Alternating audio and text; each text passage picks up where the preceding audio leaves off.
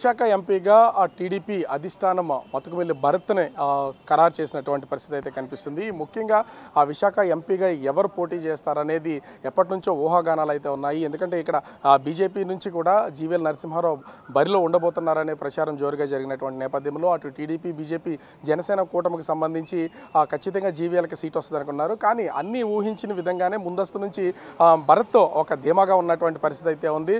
భరత్కి TDP అధిష్టానం seat కేటాయించినటువంటి నేపథ్యంలో ఆ టీడీపీకి సంబంధించినటువంటి మొత్తం కేడర్ అంతా కూడా సంబరాలు చేసుకుంటున్నటువంటి పరిస్థితి అయితే ఉంది. అసలు ఎందుకు భరత్ని టీడీపీ అధిష్టానము అభ్యర్థిగా నిలబెట్టింది అనడానికి మాత్రము ఇక్కడ కొన్ని ఈక్వేషన్స్ అయితే ఉన్నాయి. ముఖ్యంగా చూస్తే గత ఎన్నికల్లో కూడా విశాఖ ఎంపీగా భరత్ అయితే బరిలో ఉన్నటువంటి పరిస్థితి అయితే ఉంది. అప్పుడు దాదాపుగా భరత్కి 4,82,000 ఓట్ల వరకు వచ్చాయి. అదేవిధంగా గెలిచినటువంటి ఎంవీవీ సత్యనారాయణకి 4,86,000 ఓట్లు అయితే వచ్చాయి.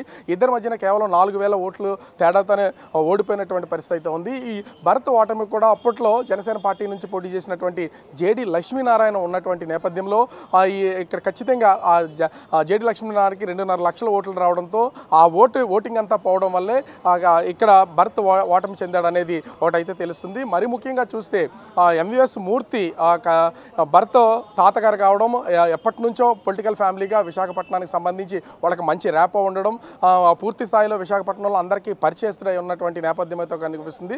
అదేవిధంగా గత ఎన్నికల్లో భరత్ ఓడిపోవడం కూడా సానుభూతి అయితే ఉంది. అప్పటి నుంచి కూడా అనేక నియోజకవర్గాలకు సంబంధించి తిరుగుతూ ఉన్నాడు. ముఖ్యంగా గీతం యూనివర్సిటీకి సంబంధించి అతను ఇప్పుడు చైర్పర్సన్గా ఉన్నాడు. గీతం యూనివర్సిటీకి మొత్తం అన్ని వైపుల నుంచి ఆయన విద్యార్థులు కూడా చాలామంది ఉంటారు. వాళ్ళ వల్ల కూడా కలిసి వచ్చే అంశంగా కనిపిస్తుంది. ఇక్కడ ఫ్యామిలీ రిలేషన్ కూడా ఉన్నటువంటి పరిస్థితి అయితే ఉంది. ఎందుకంటే టీడీపీ అధినేత చంద్రబాబుకి, బాలకృష్ణకి, అదే భరత్కి ఒక సత్సంబంధాలు ఉన్నటువంటిది మనమైతే చూడొచ్చు. ముఖ్యంగా చూస్తే బాలకృష్ణకి చిన్నల్లుడుగా ఈ భరత్ అయితే ఉన్నటువంటి పరిస్థితి అయితే ఉంది. అదేవిధంగా నారా లోకేష్కి తోడల్లుడుగా చెప్పొచ్చు.